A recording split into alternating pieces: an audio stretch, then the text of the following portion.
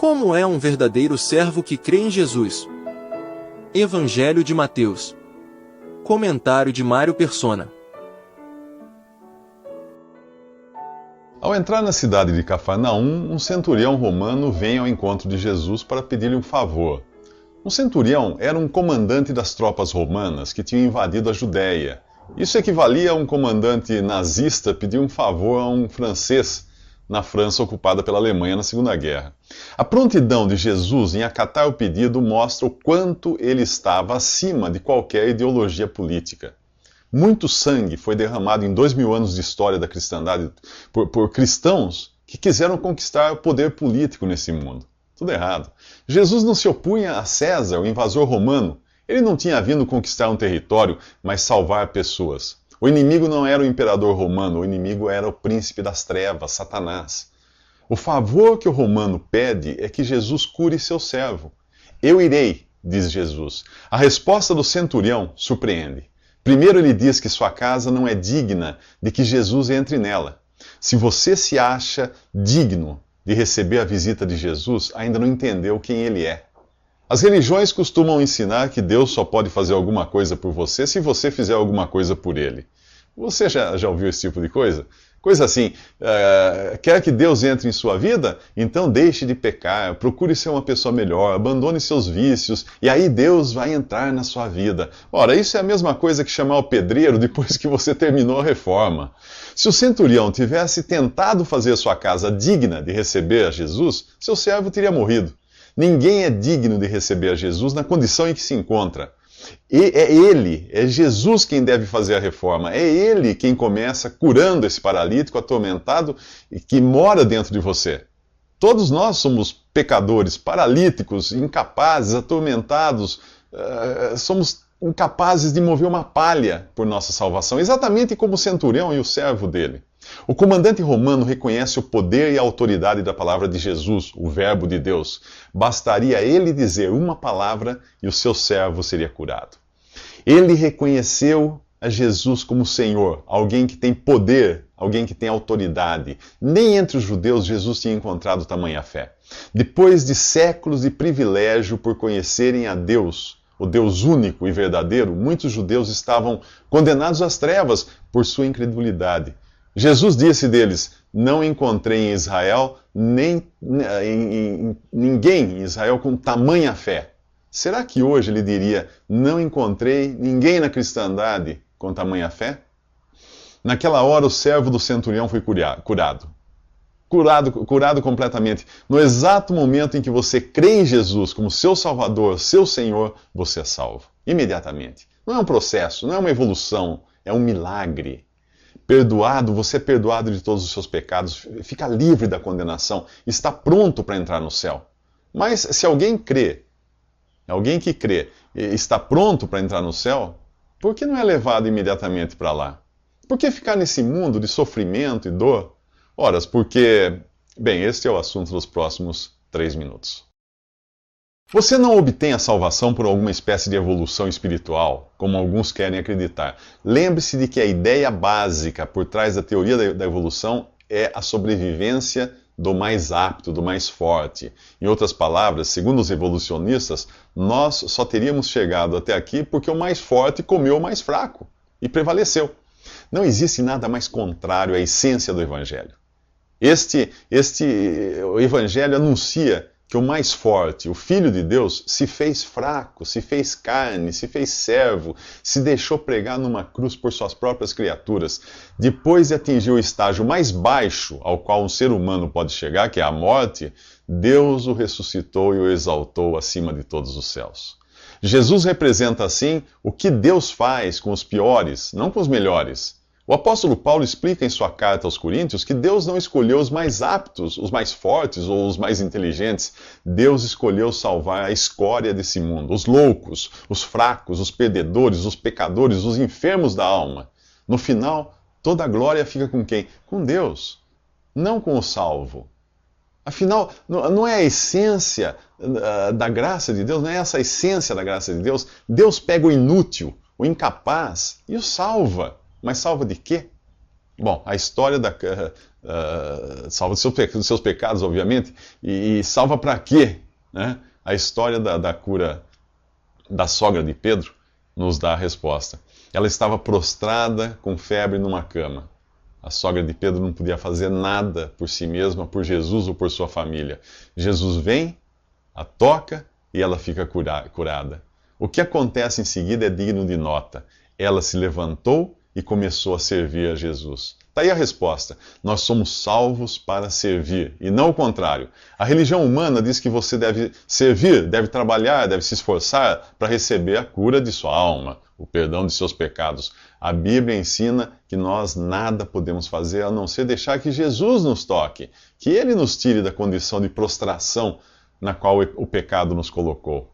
Mateus, nesse evangelho, continua dizendo que ao anoitecer, foram trazidos a Jesus muitos endemoninhados, enfermos, e ele curou a eles, todos.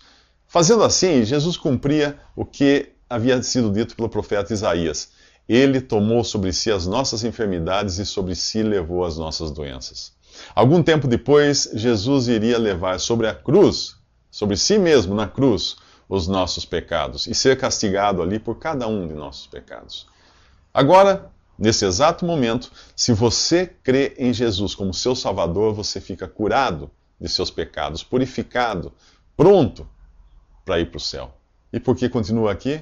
Para servir a Jesus, para seguir a Jesus, para servir de testemunha a homens e anjos daquilo que Deus pode fazer com pecadores perdidos como eu e você. Mas como seguir a Jesus? Bem, a resposta você terá nos próximos 3 minutos. Duas pessoas querem seguir a Jesus. Um escriba, que era um entendido na lei, na religião judaica, e um discípulo. Provavelmente eles tenham ficado entusiasmados com todos os milagres e curas que viram e queriam estar sempre ao lado de Jesus. O primeiro diz: Mestre, eu te seguirei por onde quer que fores. Veja bem, ele está afirmando, não está perguntando se pode, algo como, posso seguir você? Não, ele também não está nem expressando um desejo do tipo, quero seguir você. Não, ele está dizendo que vai segui-lo. Eu te seguirei por onde quer que fores. Não seria isso um excesso de autoconfiança? Eu creio que sim. Considerando que nunca mais vamos ouvir falar desse escriba nos evangelhos, é provável que toda aquela disposição tenha morrido literalmente na praia. Sim, eles estavam à beira do mar da Galileia. A autoconfiança é muito valorizada hoje em nossa cultura, em nossa sociedade, mas Deus abomina isso, porque a autoconfiança traz no seu bojo coisas como independência, autossuficiência, vontade própria. No capítulo 15 do Evangelho de João, Jesus diz: sem mim vocês não podem fazer coisa alguma.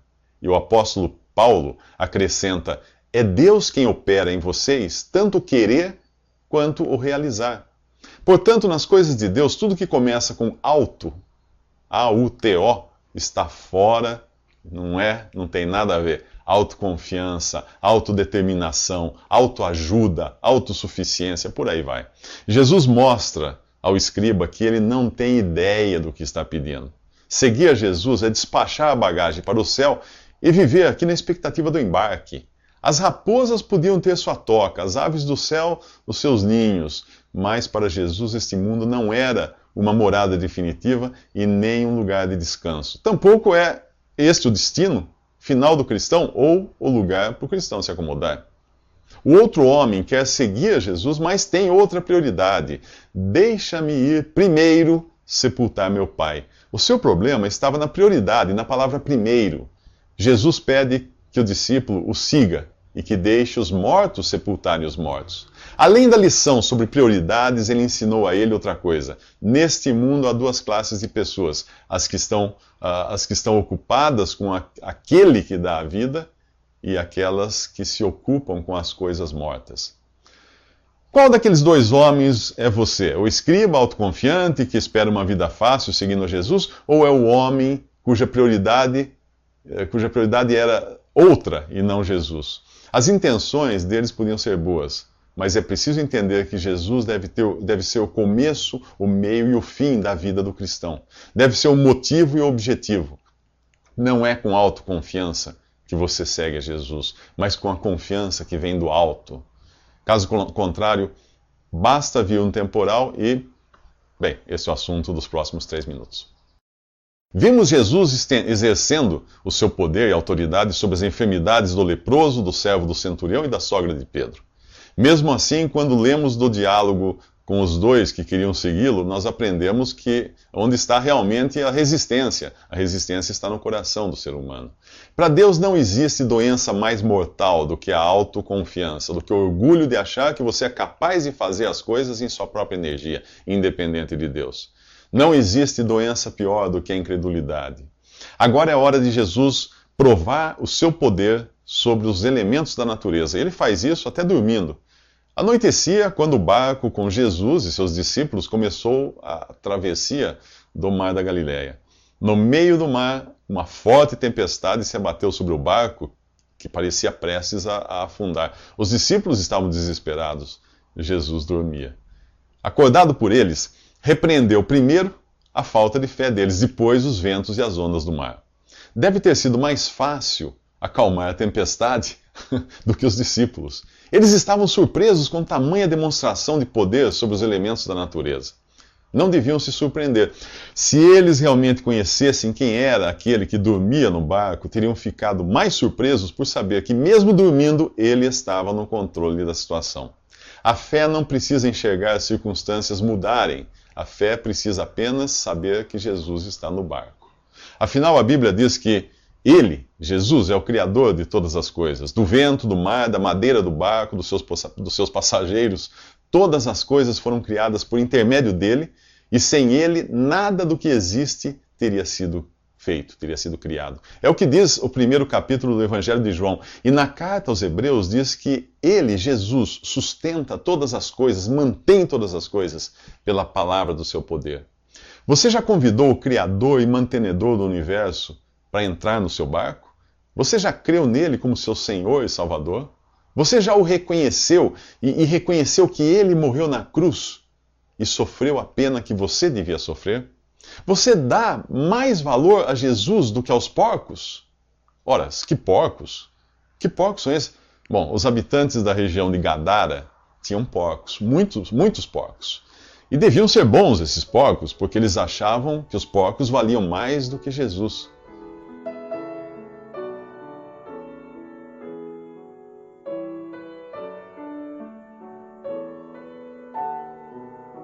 Visite Respondi.com.br.